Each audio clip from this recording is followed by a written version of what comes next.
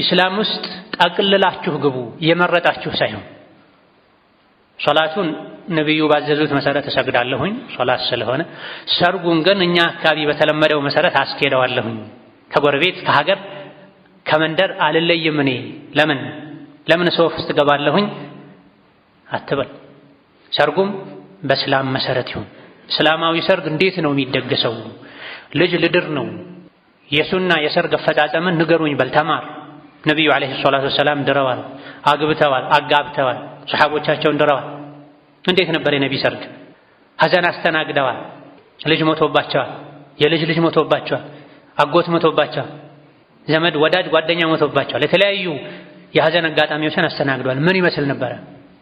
ያጎታቸው ልጅ ጃዕፈር ሲሞቱ ምን አደረጉ? ሐምዛ ሲሞቱ እንዴት አስተናገዱ? ልጃቸው ኢብራሂም ሲሞት፣ የልጅ ልጃቸው ሲሞት፣ ሩቀያ ስትሞትስ ምን ይመስል ነበረ? ሙስሊም ከሆንን በሐዘኑ ሙስሊም መሆን መቻል አለብን። የካፍር መንገድ መከተል የለብን። ሰርግ ላይ የሚታየው ጥፋት፣ ሐዘን ላይ የሚታየው ጥፋት፣ የቤተሰብ አስተዳደር አመራር ላይ የሚታየው ጥፋት ሙስሊምና ካፍሩን መለየት እንዲከብድ ያደረገ ነው። አንዳንድ ጊዜ ላይ ተሳስተህ ሌላ መንደር ሌላ ሀገር የሄድክ ይመስላል። መሃል ላይ ወላሂ ከምትለዋ መሐላ ውጪ አንዳንድ ሰዎች አናት ላይ ከምትታይ ነጭ ብጣሽ ጨርቅ ውጪ የሙስሊሙም የካፍሩም ሰርግ አንድ የመሰለ ነው። የሆነ ነው የመሰለ ብቻ አይደለም። ሐዘኑም እንደዚሁ፣ ከስቡም ስራውም እንደዚሁ፣ አለባበሱም እንደዚሁ፣ የፀጉር አያያዙም እንደዚሁ። በምን ተለይተን ነው እኛ የአላህን ተባረከ ወተዓላ ዲን ለሌሎች ያደረስነው? ታዲያ እስላምን ኑሩት ብቻ ሳይሆን የተባልነው አድርሱት ተብለናል። መስካሪዎች ናችሁ ብሎናል አላህ። ምንድነው የመሰከርነው? በሌሎች ተውጠህ ደካማ ሆነ ሌሎች ነፍስያቸው የፈጠረችላቸው ያስዋበችላቸው ሸይጣን ያስያዛቸውን ዲን ስሜት ዲን ብለው ይከተላሉ። አላህ ይሄን አታድርጉ አትከተሉ ብሎናል። ወደሪ الذين اتخذوا دينهم لعبا ولهوا وغرتهم الحياة الدنيا እነዚያን ሃይማኖታቸውን ዛዛታና ጨዋታ ያደረጉትን ተዋቸው፣ ዱንያ የሸነገለቻቸው ሰዎችን ተዋቸው ብሏል። እየተውናቸው አይደለም እየተከተልናቸው። ያደረጉትን ለማድረግ እየጣረ ነው ብዙ ሙስሊምነቱ መታወቂያ ላይ ብቻ የሆነ ነው። በዓመት አንዴ ረመዳን ሲመጣ ትከሻ ላይ ምንጣፍ ጣል አድርጎ ሄዶ 2 ረካ ሰግዶ በመመለስ የዓመት ዒድን ጠብቆ አደባባይ ወጥቶ ሰግዶ በመመለስ ሆኗል።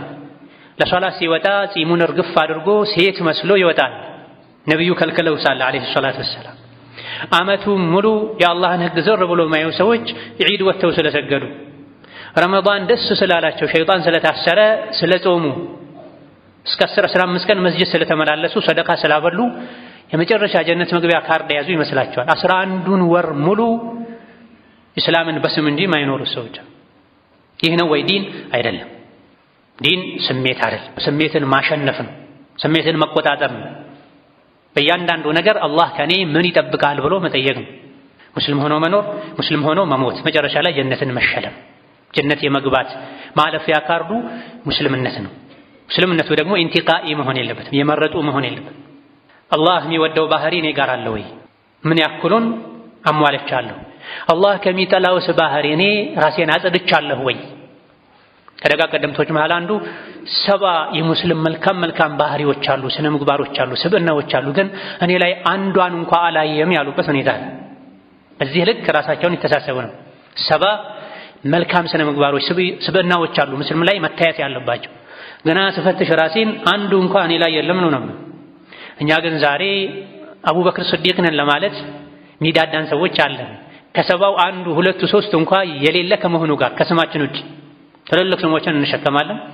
ይበዛ ሶላት ነው የምንሰግደው ሶላትም የሚያሳፍር ነው። ሰው የተንጠባጠበ ነው የሚገባው። ለመውጣት በሩ ሊሰበር ይደርሳል። ለመግባት ግን የታላችሁ ሰዎች ያለ በሩ ይጠይቃል። ይበዛ በየቀኑ ምንኮራበት አስተማማኝ ዒባዳችን ሶላቱ ግን የብዙዎቻችን ሶላት የሚያሳፍር ሆኗል።